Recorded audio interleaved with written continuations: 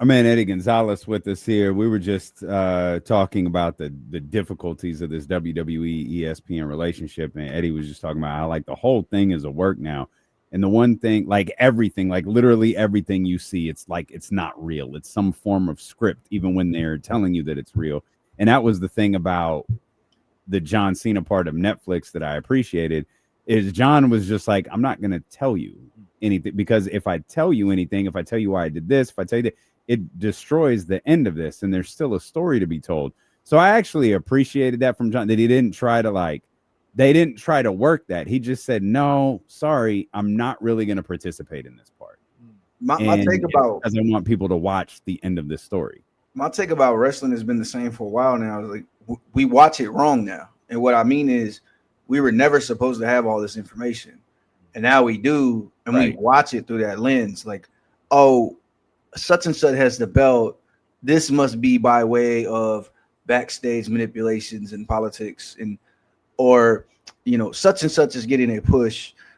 Backstage must have valued this in that person, and that's why they're getting more screen time now. And like now we're like that instead of just, oh, this is a show and that's the good guy, and I hope he beats the bad guy, but the bad guy keeps cheating. Now it's like, oh, they want to keep Seth on top because that's Triple H's guy and has always been Triple H's guy. He even uses his move, and we screwed it up for ourselves. And I'm like, sometimes I just want the show. Hell, tell me all of this later. Like, I love the 80s, 90s documentaries about like what really happened. Tell me 10 years later what really happened. Don't tell me in real time what's going on. Yeah. Like right now, let me just be like, oh, this is cool. It's wrestling. Like the show is great. And then do the untold 10, 15 years later and tell me why, Seth. The attention span's too short. They want to know right now. I can't get the doc in 10 years no more about Punk returning. I literally watched it all as Punk returns. And I'm pretty sure pretty soon we're going to get the AJ Lee return brought to you by WWE, narrated by Triple H and Stephanie McMahon. Like that's on the way. You know what I mean? So again, like I watch it, so it works. But I feel like we're watching this wrong. And like, I hate to be the bad guy. No, you're spot on with that. No, it's about to get worse. Give me a second. I hate to be the bad guy that says this, but this was one thing Vince was right about. And he was right about a lot of stuff. He's just very wrong about a lot of other stuff. But this was one part of the show. When we walk through the curtain, it's the show. This get the kids out of backstage with all of this stuff. Like I think he was kind of right about this. The idea that the idea that you have to, that you work, like the Seth Rollins story is like the person they're working like your colleagues. Yeah. Like now they're playing into the fact that you guys are paying attention to everything. So now we're even doing this in storyline. And now this week, which is how we arrived on this conversation, ESPN is doing backstory to the dupe, and it's brought to you by ESPN in promotion of the event. That's also on ESPN in 3 days, blah, blah, blah, blah, blah. And like now it's just this secular relationship, and everything's. And it's this mixed batter of fiction and reality. And it just becomes like the story that they're telling that they want you to believe. And it's like a lot of what they do. Like it's a lot of what they do about their past, about the past of WWE, WWF. It's the past about like the acquisition of WCW and the so-called Monday Night Wars and all of that stuff. There's no one around to tell the other side of the story, so they can tell the story how they want to. It's propaganda, right? It's a mix of fiction and reality, but it's the story that they get to tell. And for so long, their word is just taking it as gospel. The sad part is that's kind of media today. Yeah, media is a mix of fiction and reality. So to the victors go the spoils. They write the history books. I met Eric Bischoff a few months ago, and we was like ended up talking about wrestling, of course. And I was like, are you doing any docs anytime soon? I feel like you do them all the time. He's like, yeah, I do them when they want me to, and I'll do like 3-4 in a row, and like this and this and this. And I said, I'm surprised you do them all, because like every WWE doc devolves into, yeah, well, we were just like so super cool. and WCW was like the dumbest, nerdiest guys of all time, and we were just so super cool and smart, and Vince was smart, and Stone Cold was the greatest, and we killed them. And he just started laughing. He's like, I mean, that's what happens when you win. You get to say that. So like that's the WWE mantra. Is like right now, it's like, man, Hunter's just like a genius, man. He just gets it. Shawn Michaels is just genius. He just gets it. He just gets the kids. And I think the thing too is, like the audience strays older now than it used to be. It's not really for kids anymore. Like they want kids to watch, but you look around an arena, everybody's 25, 28, 30, 35. Everybody grew up on Shawn Michaels and Triple H. So it's like with $500 championship belts on their shoulders. We're marketing to them. You know what I mean? Yeah. And it's like there's kids, of course, but like the kids come anyway. It doesn't matter. We're marketing to like 25-year-old frat boy. And you know who 25-year-old frat boy loves? The genius Triple H. And he just goes from there. It's I say all that and I watch, so I'm gonna watch tomorrow, and but it's like it's a little more obvious than it's ever been. I follow to a certain degree. I don't watch the way. That's a great way to put it. I follow I'm because of Twitter. Like I'll see, Trinity one or something. Like I'll see that, and if it's something that piques my interest, I'll dive a little bit more into it to see the full match or see what's going on. But I ain't watched Raw in months. Mm-hmm. That's a great point. SmackDown in months. We talked about that last week, right? About the NBA. Like the WWE understands. We'll watch on Twitter. We'll watch on YouTube. Mm-hmm. You know, mm-hmm. And it used. Could you imagine how crazy that is? Like when we were younger, you either saw the show on Sunday night, you saw the pay-per-view, or that was it. You might could get the replay Tuesday. But could you imagine you miss it, but then you wake up the next morning, it's just there for you? Like remember on Raw, they used to show still shots. It'd be photos, yeah. Because they couldn't show clips because they wanted people to get the replay. Yeah. And I think there was like a 30-day window they couldn't show like a moving video. So it was like a still shot of Shawn getting ready to hit Sweet Chin music or something. So now you don't have to watch any of it because I can just go on the WWE official YouTube and like, all right, here's the main from last night. Let's watch it. And I'm good. You know, and it's like, and then they have this Vault account now, and they'll just throw up old docs, and like it's easier than ever to watch and to follow, but it's also less necessary than ever to watch and follow because you can just do it on your own time now. By the way, you know, we all roll our eyes when they'll be like, "Oh, Triple H is a genius." Oh, yeah, all right. Shawn is a genius. No, Shawn is a genius. Shawn gets me to watch. I think we're gonna say the same thing. Shawn Michaels decided like 3 years ago, like, what if everybody's just bad? Like, you know, that's a good idea. Shawn get me to tap in.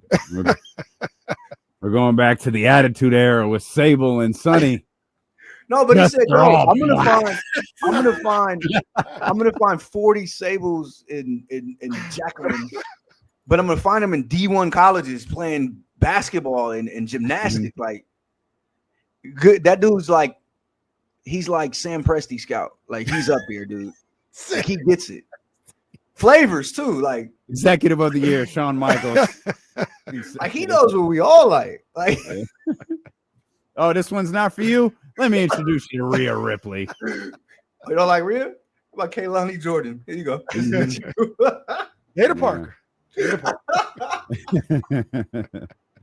Hey man, y'all know good, man. Cardi B. Who was it? Sexy Red. Sexy Red. Come to daddy.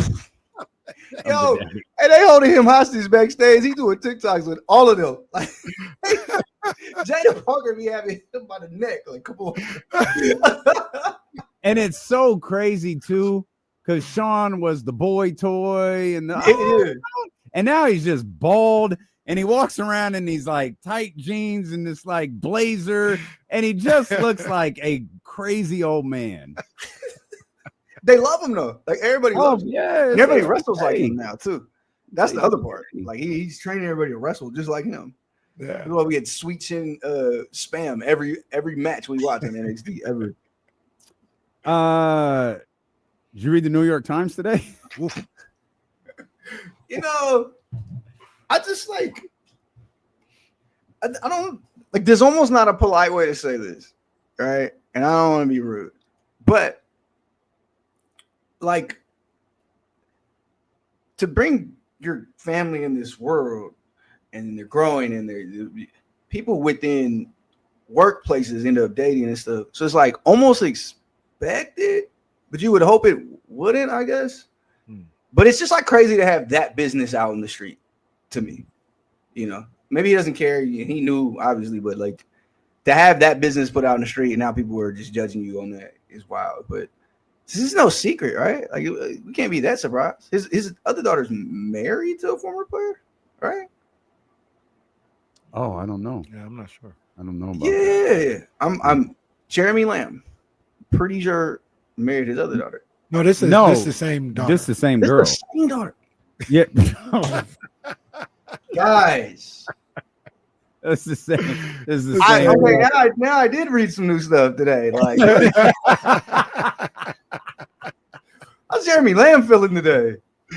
Well, they broke up. Yeah, they broke up a long. This is the funny part. This is the funny part, and we laugh about this all the time, and it's not.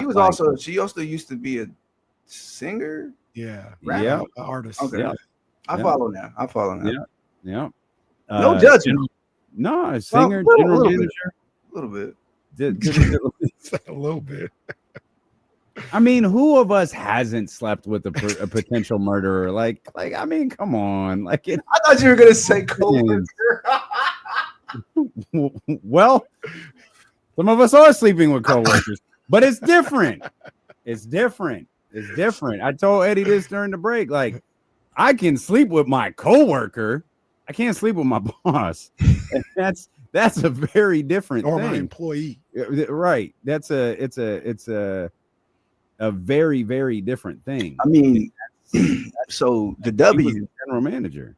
The W has had its share of rumors and borderline scandals along these lines. Not the general manager, but we've had coaches get married to people. We've had teammates get married. We've had what school was it? Baylor, right? They had their own scandal. Like it's been a lot of stuff. So it's like, again, like we had trainers. We had the what was Buddy's name in the Spurs? Like these people are around each other a lot, and not only are they around each other a lot, they're like, you know, these athletes. They're, you know, attractive people. They're half naked, damn near every time you see them. Like there's a lot of stuff to go that has opportunity to go down. So I'm never surprised when people hook up within this world, but that doesn't mean it's okay either. Like that doesn't mean that's how it's supposed to be. And then the way it's described in this article is just like, your buddy was doing exactly what it sounded like he was doing. He was trying to make the team. And so, I mean, that's gotta be frustrating. I mean, if you're Vivek, like, yo, what are you doing? But I will say this. I'm not defending him at all. I'm just trying to see what you guys think about this. Does it come off at all that once he found out what was going on, it seemed like he got her out of there immediate? Because it was pretty abrupt. Remember, like when she was not the GM. Yeah. Does that kind of go towards when he found out maybe that was going on, or somebody found out and he said, "Hey, we got to get her out of here"? Maybe what happened? Pablo to find out, man. Yeah, Pablo, you got a long 2026 ahead of him. We got a lot of things we need to find out in life. I love that. That's the new way of someone saying someone needs to investigate something. Is that we don't say, "Oh man, we need to look into this." It's like, no, we need to go get Pablo. We need Pablo will find out, boy. He'll get find out. That's his bag. Pablo will find out. I don't know. Maybe like she was removed from the position of general manager, but she wasn't gone. No. I mean, her titled position of authority was gone, but she was clearly still very much around. And it was, I don't know when the Jeremy Lamb stuff started, but I know when it got public, and it was after she wasn't the general manager anymore. So I don't know. Also, there's a level of professionalism you're supposed to have, and this is part of that. You know, like this is to not be in your building doing that. And so, like, we remove all cultural, whatever, all like being a dad, all that stuff.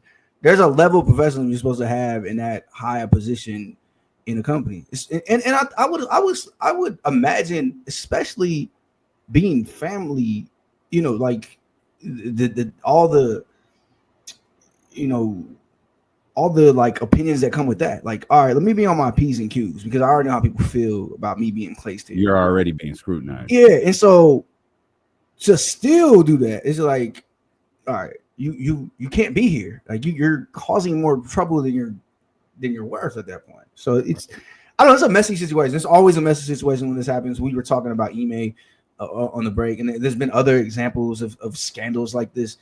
It's always messy. And then you throw in the family aspect. It's like, yeah, I'm positive they want to be over this story fast. Like, let's just play some basketball, please.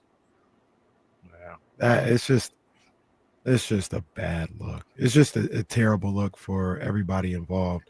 And one of the things that D'Lo brought up earlier, I think is a legit question. I'll ask you: do you think she should get the potentially get the Uncle Dennis treatment that we think he should get? Like we're like, Uncle Dennis can't be around.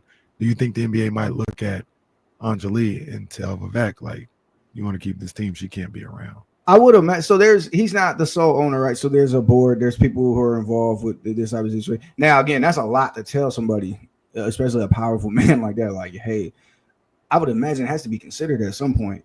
At some point, it has to be understood. Like, yo, this just looks bad. You know what I mean? Even if you can privately explain it and it makes perfect sense, it's like this just looks bad. And now we're talking about twice. And now we have a story that we honestly don't want nothing to do with him in Vegas. And now this is like another tie to us to this story. We're trying to be as far away from this as we can be. And it's like, yeah, at some point it's problematic. Who has the sway to say that to him? Maybe he said it himself. But I do think at some point, yeah, like you need to be off doing something else. It's fine. And we're probably there. We had talked.